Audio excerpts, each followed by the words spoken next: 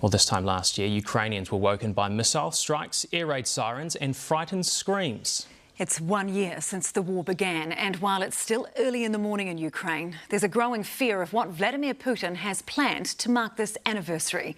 Europe correspondent Lisette Raymer reports.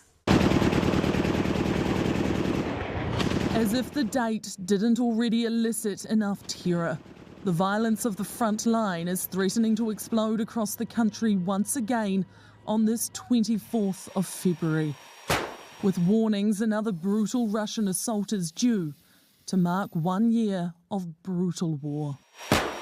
It's the most difficult year of our lives. We left behind our homes, our kids and our elderly parents. It's physically difficult. Emotionally, it's even harder.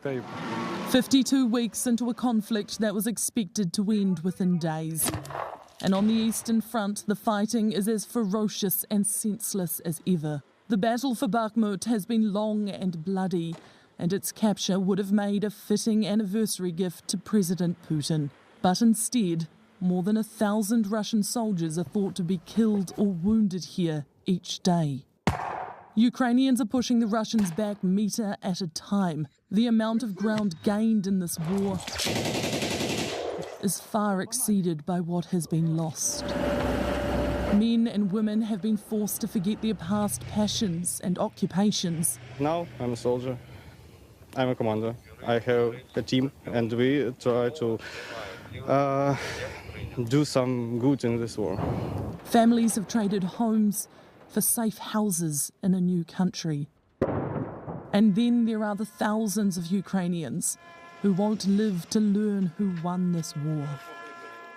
Western weaponry is Ukraine's greatest protection, which is why President Zelensky continues with his diplomatic marathon.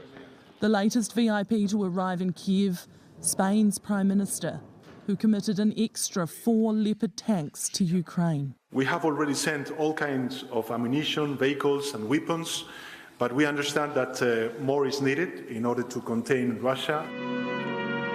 But Putin is boasting he has more in the tank too, warning Russia's nuclear arsenal will be significantly bolstered in future. As the clock ticked towards the 24th in Europe, Moscow's skyline was lit up with fireworks of celebration. And Western countries shone in solidarity with Ukraine. Too beautiful, too bright for this dark chapter in history. Oh, kia ora, Lisette. Given the warnings, what are Ukrainians doing today?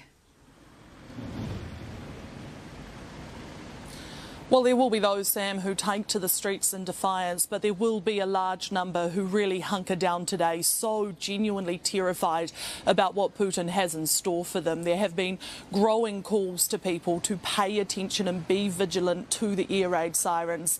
A year in, there is some complacency creeping in over how quickly people get down to those bomb shelters, but not today.